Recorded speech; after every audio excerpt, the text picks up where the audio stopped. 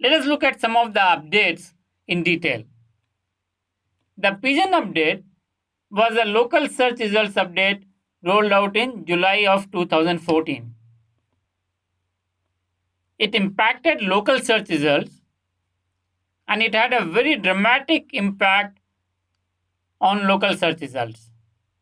Google modified its search algorithm to make it better at handling location cues.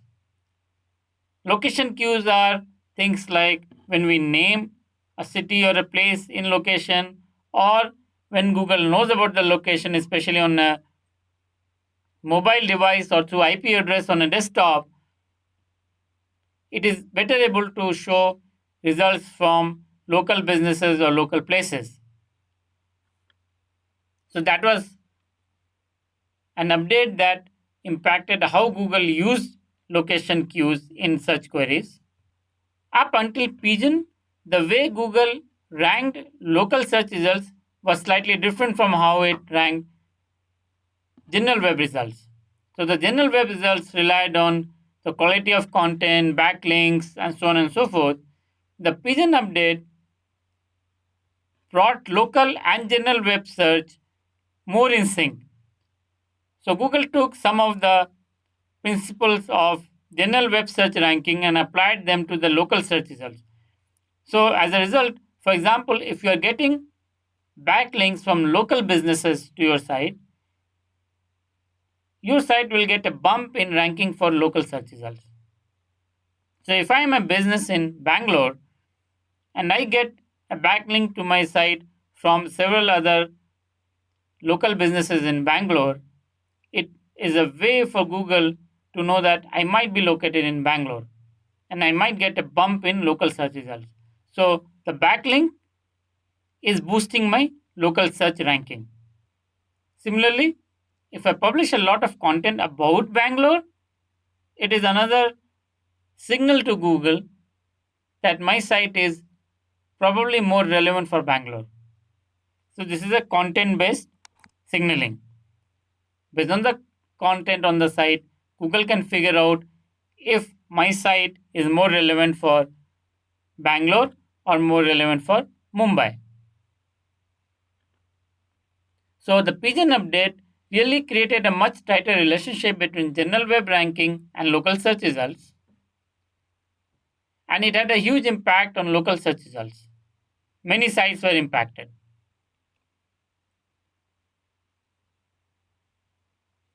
The algorithm update also affected the way Google was calculating distance and location ranking.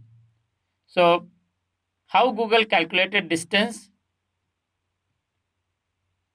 from the search location was also changed in order for Google to deliver a better quality of local search results.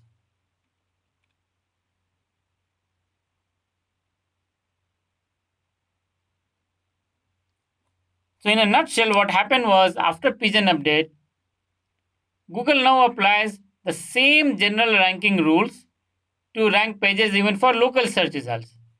Earlier, the local search results were dependent a lot on local factors. Now, they are also dependent on general search ranking algorithms like links and all.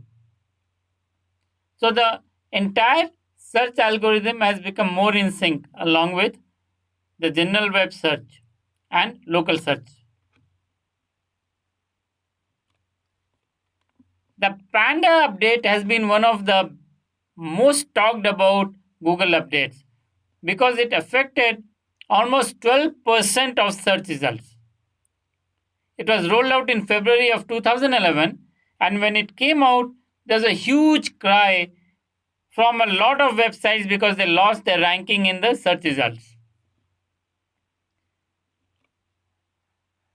It really was not an algorithm update at that time. It was actually a filter that Google applied. It was supposed to be a one time filter to the search results to filter out unwanted search results. So it was a point in time impact. When it was rolled out, At that point in time, whatever pages were there in Google's index that Google thought were of low quality, those pages dropped in search rankings.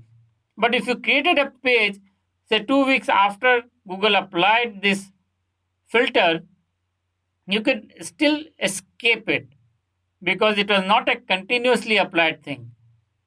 Now it has been rolled into the main algorithm, and therefore, every time Google indexes a site, it looks for Panda penalty. So, what is really Panda penalty and Panda update? Panda update was really about thin content and content farms. So, there are many sites which were creating really shallow quality content and getting the sites ranked because they're creating lots of very short, shallow quality content. And the sole purpose of these sites was to garner search traffic, bring it to site, and show them ads and make money from ads. So what they were doing was, instead of creating high quality content that answered user queries,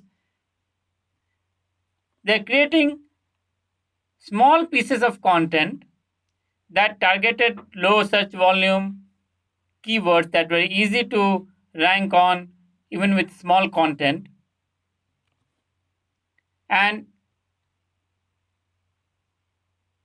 it captured a large part of search, and people were getting really poor quality search results.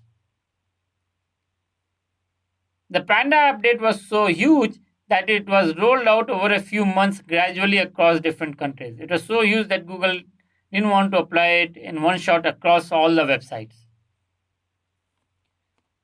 But it was such a huge change that it affected the internet marketing industry in a big way.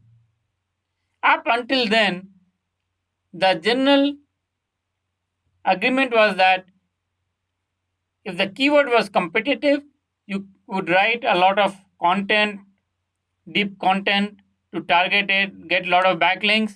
But if the keyword competition was not very high, and back in 2007, 8, 9, 10 time frame, the competition for a lot of good keywords with low search volume wasn't that high. So the general consensus was, if the competition is not high, you can create small pieces of content and get it ranked because there wasn't much competition. So you could get away by creating shallow pieces of content.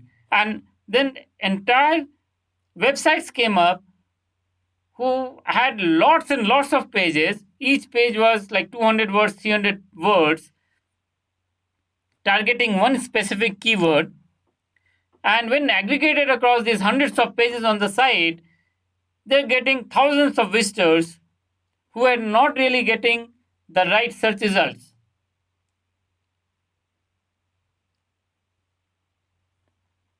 After Panda update, the thin content and content farms received a penalty and they dropped in search rankings. This was also the beginning of Google's emphasis on user experience and content quality over number of links. Google realized that in addition to links, the quality of content and the experience that the user was getting on the page was also very, very important. And this was the first major step Google took in this direction. So, thin content, pages with lots of ads, these were clear indications of poor user quality and poor content quality.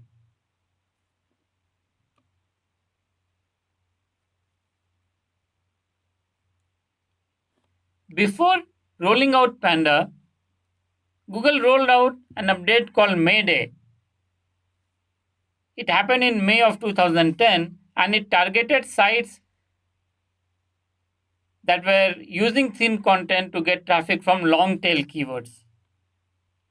Keywords with small traffic, small amount of search, but the lots and lots of such keywords, and therefore when aggregated over these keywords, you can get thousands of visitors to your site. When Mayday came out, people said, okay, it's a one time effort from Google and it's not going to happen again. But when Panda rolled out, it caught quite a few websites by surprise. And many websites lost almost 100% of their traffic because they're dependent on Google. And when Google adjusted its algorithm and dropped the pages on the site in search rankings, they lost all the search traffic. For many sites, that was end of road.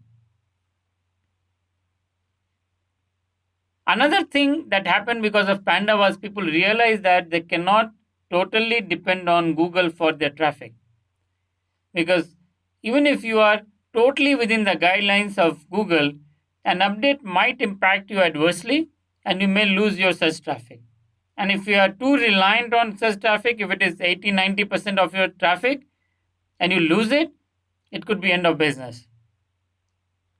So this was also a time when businesses and website owners realized that they needed to diversify their traffic sources from search to other modes of traffic.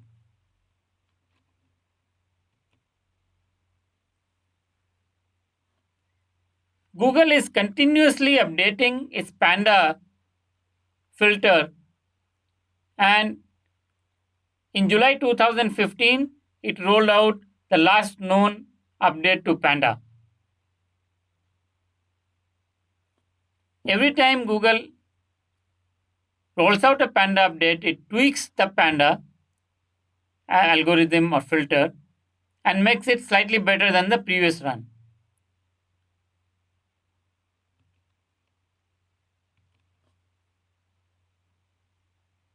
The Panda update was necessitated primarily because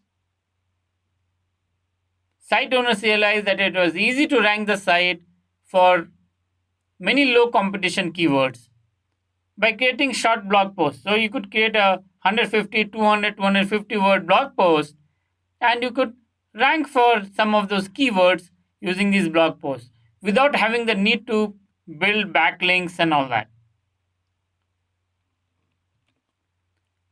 And this practice created a lot of thin content.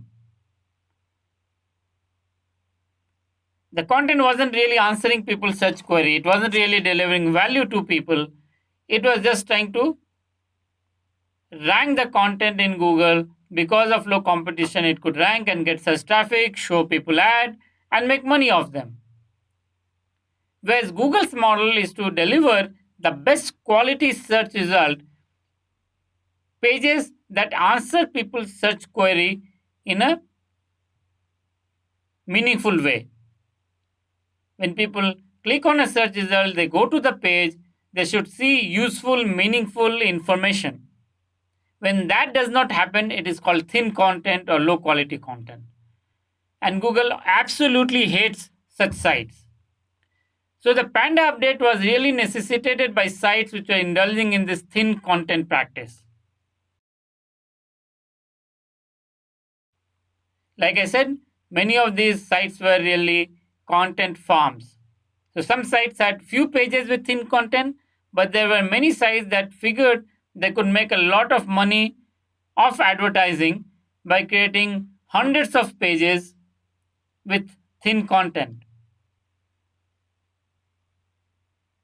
And once they had lots of traffic coming in through this thin content, then they're able to show advertisements or embed paid links on their pages. So if my site starts getting 10,000 visitors a day, I can charge other sites which want a part of this traffic to display their link or their advertisement on my site. That was the business model for these thin content farms. Once Google realized what was going on, it targeted it, and the Panda update really killed the content farms. While some of them are still around and people still try to do it, Google sooner or later figures out what you are doing and applies the Panda penalty. So if you are penalized for thin content, it is called Panda penalty. And once a site receives Panda penalty, it's difficult to recover from it. Once the content farms were downgraded, they lost all their search traffic, the business model was killed, and they went out of business. But in the process, some genuine sites were also impacted. And that is why today every digital marketer will tell you that you should not be over reliant on Google search traffic because that search traffic can disappear in a jiffy if Google makes a change to its algorithm. The Penguin app update rolled out in April 2002 2012 and it affected up to 3% of search results. Penguin update was primarily targeted at web spam and that is why it affected a far fewer number of search results or websites than Panda update. The primary purpose of Penguin update was penalizing sites that were using keyword stuffing or creating spammy content to fool Google. So, for example, sites would create a content and hide part of the content by writing the text in white color. So the text color will be set to white against white background of the page. The text will not be visible to viewers or readers of the site. But behind the scenes, when the Google search bots read the page, they found the text and the text was written to optimize the page for certain keywords. So if I was an affiliate marketer and I was selling a book on money, how to make money quick, I'll write the page that sells this how to make money quickly ebook, but I'll also create white text about personal finance. And the Google search bot will read through that content because it reads the code of the page. So it finds the text. It thinks that the page is about personal finance. And then the page starts ranking for personal finance. But when somebody clicks on the search result and comes to the page, they see that the page is not really about personal finance but about selling an ebook related to how to make money fast. So again, these sites were basically spamming the search results and degrading the quality of search experience. The Penguin update was designed to hit these sites hard. Many sites were also purchasing links or had reciprocal link arrangements with other sites. Sites that purchased links or had reciprocal link arrangements with other sites or had unnatural links were penalized. So, one of the spammy practices was to sell links, and this was indulged in mostly by directories. Remember, in the early days, there were lots of directories on the web which basically served as search engines. As the search engines evolved, the directories' importance reduced, but the search engines in the initial days relied on directories as a means of getting information. So if your site was listed in hundreds of directories, it basically served as hundreds of backlinks. And once the directories realized what was happening, they started charging businesses for including the link in their database. Now, this was in clear violation of Google's policies. So, if you purchased links or you sold links and Google figured out that the directory was selling links, all sites that had links from that directory would be penalized. Many sites were also indulging in some kind of reciprocal link arrangements. So I have a website, you have a website, we both decide to link to each other's website because it will benefit each other.